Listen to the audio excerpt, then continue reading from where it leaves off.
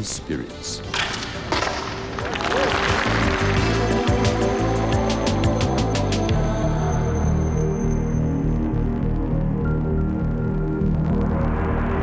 Not all modern Japanese martial arts are Budo systems. Historically, ninjas were spies and assassins. So ninjutsu, art of stealth, was pragmatic and utilitarian. Lacking formality, ninjutsu wasn't well suited for transformation to a do art. Ninpo, that's another way to say the same martial art, really is this composite way of dealing with danger. The art of ninjutsu is the art of how to win against incredible, difficult odds. So therefore, these are ways to use what others would call danger to our advantage. Ninjutsu's foundation lies in the forces of nature. We have a model of what we call the four elements. There's an earth stability model, there's a water fluidity model, there's a fire direct linear intensity model, there's a wind freedom of movement model. So as you can see, with looking at these four different options, we're teaching people to really be ready for anything, no matter what kind of situation comes up.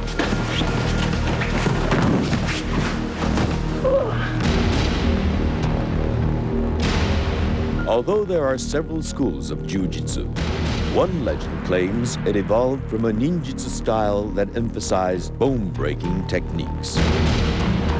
Today, some consider jiu-jitsu the most effective form of self-defense. We have a solution for every imaginable situation. So it doesn't matter if it's a headlock, a bear hug, some kind of a collar grab, punch, a kick, a headlock on the ground. It doesn't matter what situation you're in. We always have an easy and effective way to escape. To train, emphasis is placed on defending against small weapons and multiple attackers. Traditionally, the body is used as leverage against a strong attack. But in small circle jiu-jitsu, a style founded in the 1940s by Wally J, one can gain power over an attacker simply by gaining dominance over one finger. It's called palming, and this is the dance of pain. I was trying to control a guy not to hurt him anywhere necessary. I do what you call transition from one technique to the next one. In other words, I put a hold on a person and he resists me, I just change the technique. And it's so simple, it's done with the fingers and hands. No strength involved. I'm using his strength all the time. In 1882, Dr. Jigoro Kano selected the safest grappling techniques from jiu-jitsu to form a new Budo he called Judo. There are three maxims in Judo. The first one is self-perfection, the second one is mutual welfare and benefit, and the third one is maximum efficiency with minimum effort. From the beginning, Judo was designed not only as an art, but as a sport. It became the first Asian martial art to be practiced worldwide by both men and women. And so far, it is the only martial art that is an official Olympic event. Judo's techniques are throws, pins, arm locks, and chokes. Unlike its judo cousin, there are no competitions in Aikido. Its founder, Morihei Ueshiba, studied jiu-jitsu under Buddhist and Shinto priests. In 1942, he merged his religious and martial training into what some claim to be the most spiritual of all the Japanese martial arts. In Aikido, one controls an attacker by throwing him off balance using continuous circular motions that redirect an opponent's energy against himself. At the same time, often painful arm and wrist locks are applied. The idea is not to try to overcome the opponent, but to try to blend with his power, blend with his momentum, to be able to control him or throw him or put him down with the least amount of effort. Ultimately, Aikido, like many of the Asian martial arts, isn't about winning a fight. It's about kokoro, conquering the inner self.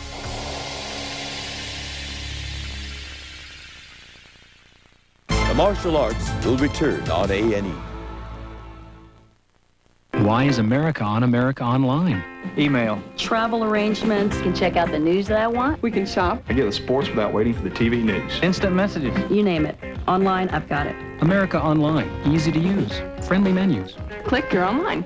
And we're working night and day to more than triple capacity and make it even easier. I can check my stocks all day long. Manage my money. It puts the whole internet right at my fingertips. It's so easy my dad can use it. America Online. So easy to use. No wonder it's #1. I love you. He created a style of his own. From quiet young leader of a jazz trio. He was a wizard on that piano. To one of the most well-loved and highest-paid vocalists of his time. He walked tall and he was tall. But this is the way he was. This was his character. I can put him on and listen to him and he soothes, you know. Nat King Cole on an all-new biography. Tomorrow at 8 Eastern, 9 Pacific on A&E.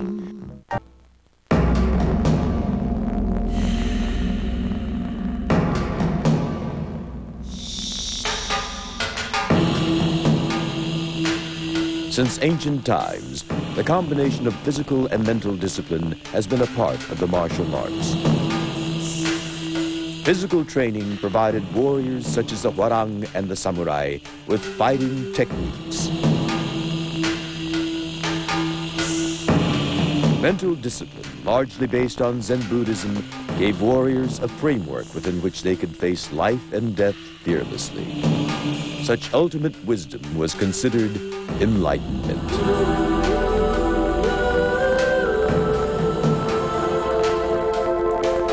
When you move, you don't physically just move your body, you move your energy, you move the ki. Physical strength directly connect to the mental strength. You have to have an honest spirit, a very straight and honest spirit, so you can listen to the teacher, absorb what you're being taught, and practice as best you can. And it is considered, if you do that diligently, you will come to understand what is called Zen, which means goodness, morality, or virtue. Zen looked very closely at the purpose of life and looked very close at death. So if you could face death unflinchingly, you can live your life to the fullest. Always had this duality. So a very strong point in Zen was that the study of Zen prepared one for death.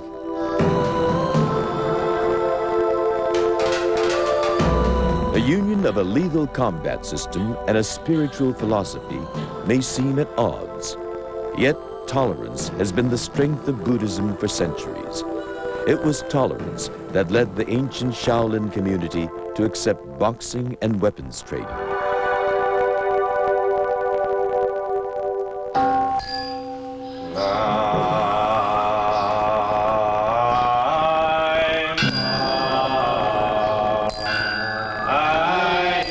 The monks learned that slow, deep breathing, cheat breathing, not only gave them endurance and concentration during hours of meditation, but also increased their striking power. What helped them pray also helped them fight. However, a monk who was a master of combat was bound by rules to use his skill defensively and only as a last resort.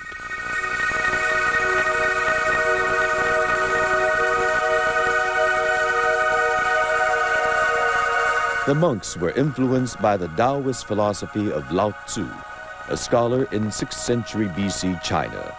In his book, The Way and Its Power, Lao Tzu writes of living in harmony with nature and understanding the balance of opposites in the universe. In Chinese, Wei is translated as Tao and refers to the natural way in which the universe flows. Natural way in the Taoist view would be the flow of a river, the fall of rain, and the coming and going of seasons.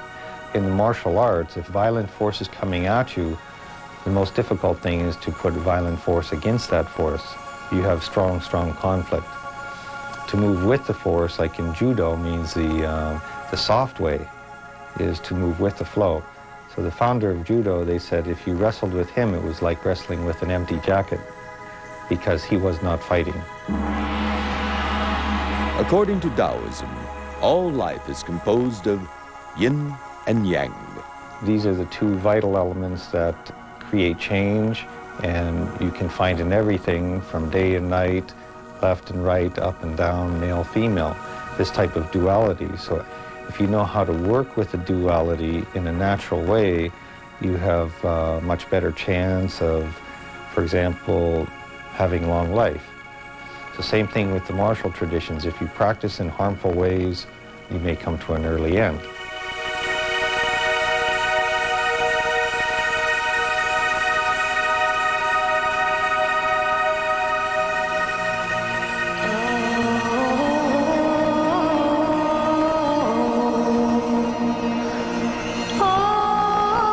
Tai Chi Chuan, at its highest expression, is a perfect balance of yin and yang.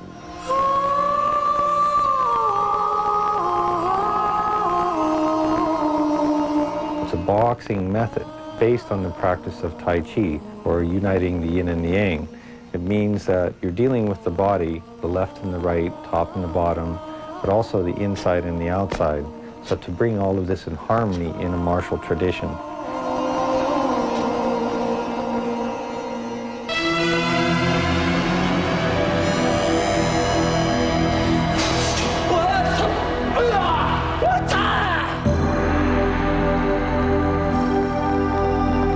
Zen mixed with Taoist and Confucian elements to help shape the codes of conduct for the Hwarang and samurai warriors on and off the battlefield. Through Zen training, the ancient Korean and Japanese warriors were able to achieve what the Japanese call mushin, or empty mind. With this, a warrior was able to face his opponents with a completely clear mind, empty of all preconceived notions and emotions such as fear, doubt, guilt, and hatred. To give the warrior the courage and the mental or spiritual freedom to be able to fight without any kind of hang-up or mental obstruction or fear, I think is the greatest contribution of Zen to the warrior. By the late 19th century, many Japanese and Korean martial arts would begin to add the suffix do to their names. In Japanese, do has the same meaning as Dao in Chinese, way. This move signified a desire to train not so much for self-preservation as for self-realization, and to strive for spiritual perfection through physical training. I call martial art without philosophy is street fight. That's simple. That's why martial art can be good, it can be evil. If you have a philosophy, it will be good. Without philosophy, just physical punching and kicking, that could be very evil.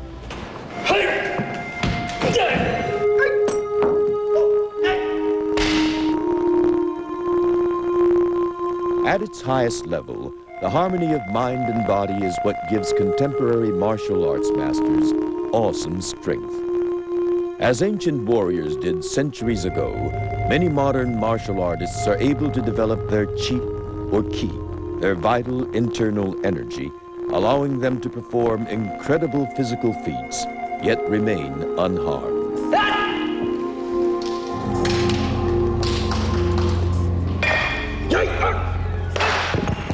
If you talk about qi as an energy, one of the old Chinese characters for this is like a vapor just evaporating into the air.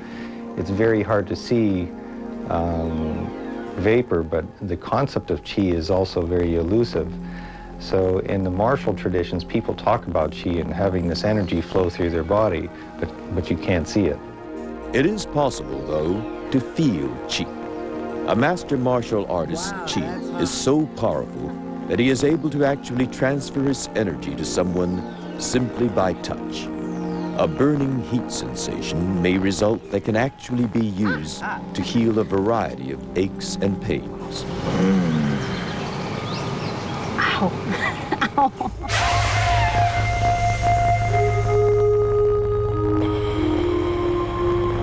The practice of developing qi is called qigong. It's a 3,000-year-old system based on breathing, balance, relaxation, and endurance exercises to form internal strength and energy.